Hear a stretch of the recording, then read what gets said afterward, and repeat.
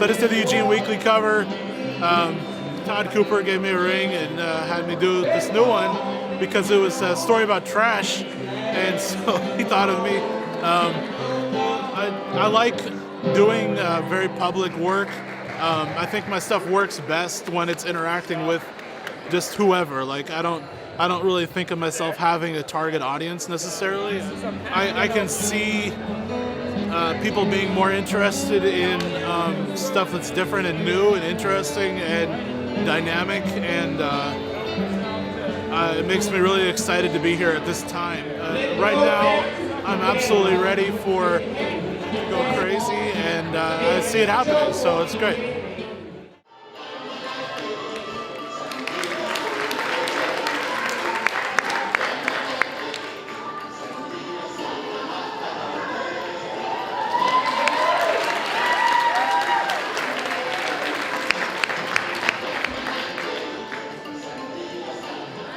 My name is Tyler Donis. My business name is Twilight Hour Products.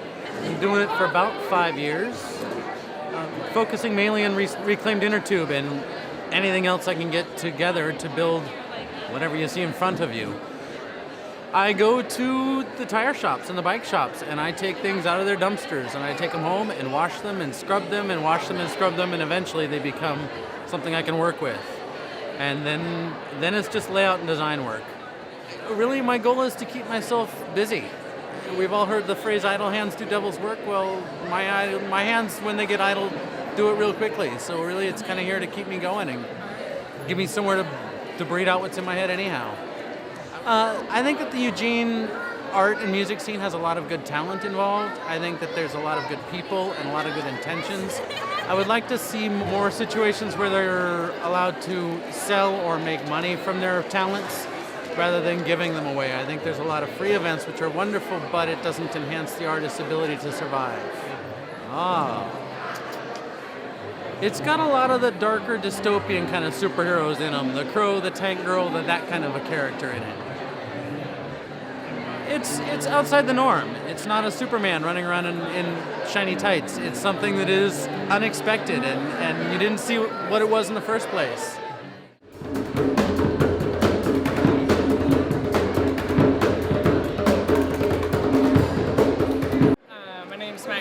I started Port Ramos Design Company. We do simple craft production, focusing mostly on like human-oriented design, really into just kind of nostalgic objects. We also do technologically oriented stuff, laser cutting, CNC, and things like that, but it's usually all simple construction. I'm super process-oriented. I really like kind of even like repetitive tasks, and just really, the act of making it is a big part of it for me. And for that reason, I really like working with wood. Do lots of wood design. We also utilize a lot of computers. So it's like a lot of fantasy, just kind of like, I don't know, like getting lost in my head, and just trying to make something kind of dreamy and nostalgic that's going to connect with people on kind of more of a spiritual level and not so much of a materialistic level. I've always wanted to own my own business. I think when I was like 14, I started making customized bases for light switches. So it's definitely something I'm interested in, especially when I can have creative control. Yeah, I think design accessibility is really important to me. I really think it should be done so that it can be affordable to everyone. So that's a big focus of what I do.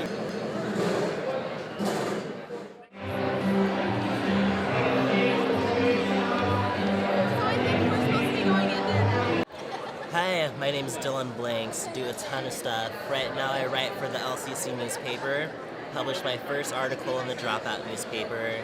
I model just for the fun of it, and I run my own blog too. But I like to write features, arts and entertainment especially. Love that. Nightlife, and I'm working on a book also. What I hope to do is just stand up for like civil rights in the gay community, and then hopefully maybe one day when it is okay to be gay, I can say that I was a part of that step to getting it there and making it acceptable for people to do that without having to hide in the closet. Cool. What I like about Eugene is that everything's just event-based. Like, you know, we don't have many clubs or anything. We just have one club, a few bars and stuff. So if you want to go out and dance, you have to get out there and meet people, get to know people, and, you know, like everything's just so local and a lot of community-based events too. So I really like about it. That's my rabbit Jasper. Take her with me a bunch of places. My writing would probably have to be Storm, because she's badass, she's fierce, and I love her.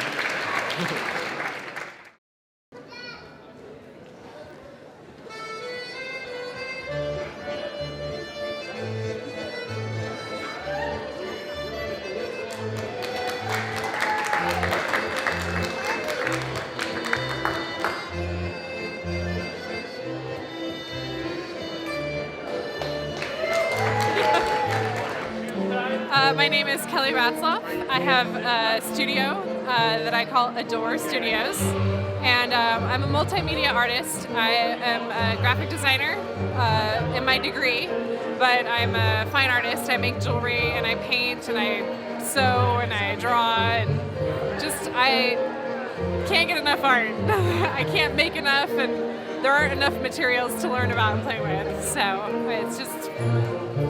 it drives my spirit, and I'm always thinking and creating and moving forward. Etsy's just a really great place to get to know different artists and get discovered. There are so many amazing artists. There's always a great inspiration, and people will help promote you. They will find your work, and you will find their work, and you just promote each other. It's just a great community, and it's really awesome because sometimes you even make sales in Italy and Portugal, and you get to sell your work internationally, and that's always really, really rewarding too. And you can take custom orders too. That's something I also do, is a lot of custom work. If I get a request for something and I'm not sure how to execute it, I figure out a way to do it. And I'm a graphic designer, so I love the computer, but I love working with my hands too. So there's other times I just have to get out and paint or play with clay or work with fabrics. Like, I just have to do something with my hands. So the disadvantage of relying on the computer is that you don't run into as many happy accidents. Sometimes when you're not in a computer and you're working with a material, it doesn't always do what you tell it to do or what you want it to do. And you have to be more flexible and let some of that control go. I find most inspiring are other artists, new materials and techniques, and nature. And there's just a million fantastic and wonderful things in the world to be inspired by.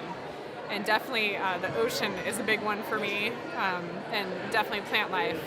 I love that this is one of those communities where the second the sun comes out, everybody's out. I mean, we just really get out and enjoy the town, and that there's always creative people, and there's always something unusual. Like, we really have a lot of artsy feel like you would have in a bigger city, but in a small town atmosphere. I can choose if I want to grow, and if I want to move forward, or if I want to pursue a different style, or if I want to try to get into that boutique over there. I control my own fate in a way that you can't when you're working for somebody else on some level. What superhero? Mystique from X-Men, because my style is ever evolving. I don't have any one style, and sometimes I find that that's a weakness, because you can't just look at my work and say, oh, that's definitely so-and-so. I know that that's so-and-so's work.